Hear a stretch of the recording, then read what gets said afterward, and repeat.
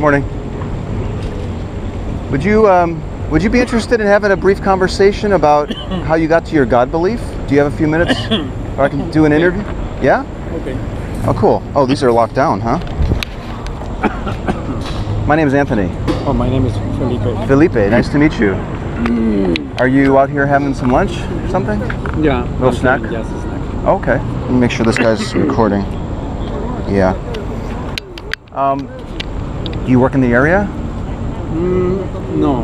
No. I work on the west side. On the west side, okay. Well, thank you for agreeing to sit with me, Felipe. No, it's a blessing.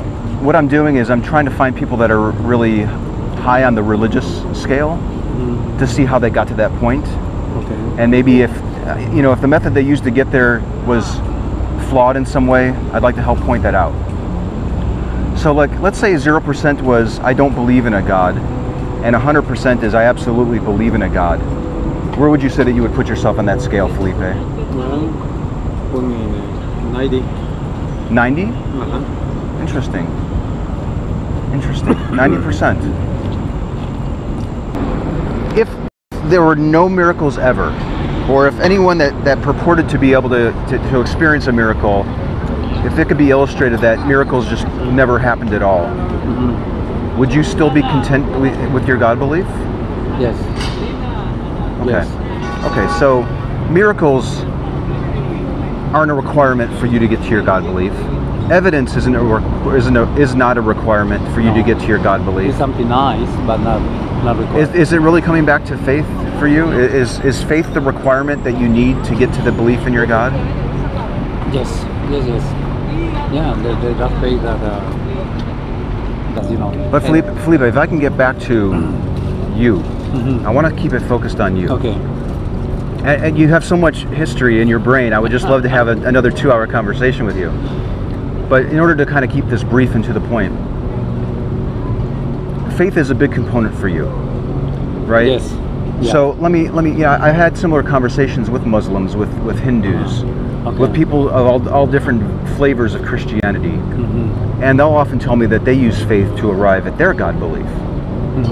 So when I look at that person that uses faith, and I look at you, and I look at a woman wearing Muslim attire, the method that they're using to arrive to their God, which is different than your God, is the same method. They're using faith. They're not relying on evidence. They're maybe not worrying about miracles, or they'll see a miracle and that will help build their faith. How should somebody that maybe is trying to decide who's more correct, you or let's say that Muslim, if you're both using faith, would you agree that somebody would have to be correct and somebody would have to be incorrect in that situation? We all are correct. You're all correct. We are all correct. But we Wow. have different, the same way that we all enjoy food. You enjoy hamburgers, I enjoy tacos. Are we incorrect? No. You are American, I'm Mexican. And so... If there's a Hindu woman walking by and we call her over here and she says that she uses faith to believe that Vishnu is the real God, would you immediately drop your religion and start following her because she's so convinced? I would respect and go to all my life. I'm an old man, and realize the comment that I would say inside me. I would say, how interesting. And God showed us, the Catholics, 3 faces: the Father, the Son, and the Holy Spirit. And He showed these guys a bunch of faces. Yeah, but let's say that she says, you know what, sir, but I've got 1,000 gods in my religion. Why don't you follow me? What might this woman say to you? What would you accept from her to convince you that her faith is stronger than yours and more real? Her actions. Her actions. Her actions. I admire what they do. I admire their man. That's what I've seen. If she could illustrate to you that she was a good person and did wonderful things, would that cause you to follow her religion instead? No, I follow my way, knowing that she's okay, I'm okay. It sounds like you don't care. You wouldn't really. You wouldn't be affected or be bothered at all by the confidence level of her faith. I will interpret remember the famous phrase on John that 144,000 are going to be saved. What is the meaning of that? We have much more people like that in San Antonio. So most of the people in San Antonio are going to go to hell? No, it's very simple. Okay. 12 is a combination of 3, God, 4, the world, and when you put it together, 12, that's the whole people. Are you saying so regardless of where this woman is on her belief, in which God did she believe, that she'll be okay? Yes, I think so. Let me ask you one more question, Felipe, then I want to wrap it up. Okay. You have to go pretty soon? No. I'm waiting for a guy that I'm going to take to get his driver's license, or get his ID. If the belief that you're holding in your God is incorrect, how would you discover it?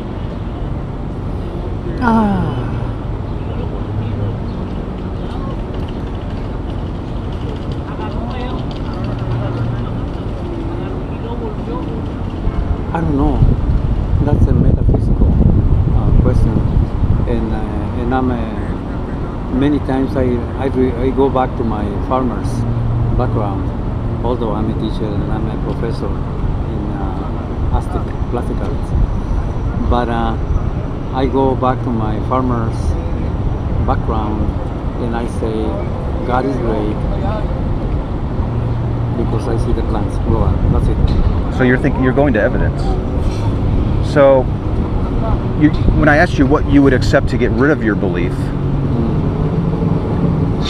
what you would have to see to cause you to get rid of your belief, you're giving me an example of why you're holding the belief. You did say that you don't know, but then you started to give me reasons why you're holding the belief. I know we've kind of gone back and forth on the whole evidence thing, but are you raising evidence? And I know that you're raising it to say this is why I believe, because if you look around and you see things. But would it take for you to see something to cause you to move down the scale to discover that you were incorrect on your God belief? I don't know. Faith is not supposed to me, faith is supposed to be always there, on the one hand.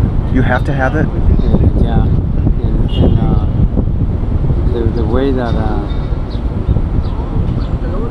just is the many colors that we have. We discover God and worship Him in many ways. In miracles, some people, and I would say in life. The life in front of me is the presence, and all the miracles that I make. So you're going back to miracles and that type of thing. But for other people, for me, the miracle is people here, and the things that are happening. You know, the good things, the presence of God. The bad things is the absence. Like this lady that a couple of days ago killed her husband. That's the absence of. Let me ask you this. This just popped into my head. If you're unable to identify what you would accept to move down the scale and to get rid of your belief, can you really be 100% confident in the belief itself? If you're unable to identify what you would accept to falsify your position? Yeah. And I should have said 100% from the beginning. But I thought you were going to give me a bunch of questions. You weren't expecting this conversation to go the direction that it did. Okay. So you're at 100%. Yes. I'm going to summarize here. Okay. And we'll wrap it up. You're at 100%. You're unable to identify what you would accept to move down. If your belief in the God was not true, you're not able to identify what you would accept to identify that it was not true. Exactly. Should you really be at 100% if that's all the case? I think so. I should be at 100%. And life is so beautiful. You know. Felipe, I know you have to go, and I'm sorry to keep dragging you here. Do you feel like you have a duty to hold the belief in the God? Do you have a responsibility? Yes, I do. And I have also the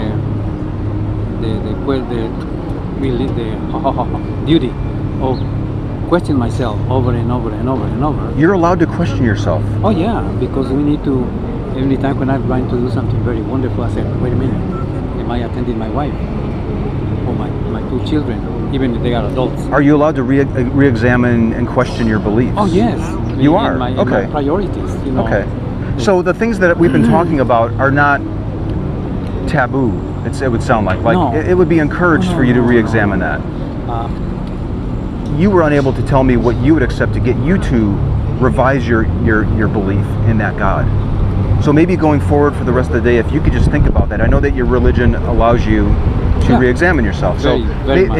if you could do that for the rest of the day, Felipe, I think that would be wonderful. Okay, brother. Okay, All right, sir. You got to go. Thank you very much. Your name? My name is Anthony. Anthony. Yes, okay. sir. All right. Thank you. You're the tocayo of our main saint.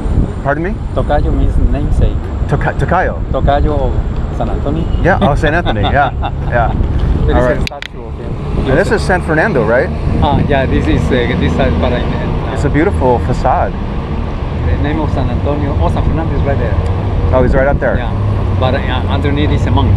It's San Antonio. That's why they call the city San Antonio. Ah, excellent. Okay. Thank you for Anthony. everything. I really appreciate it. It's a pleasure. All right. You have a good day. You do too. Take care.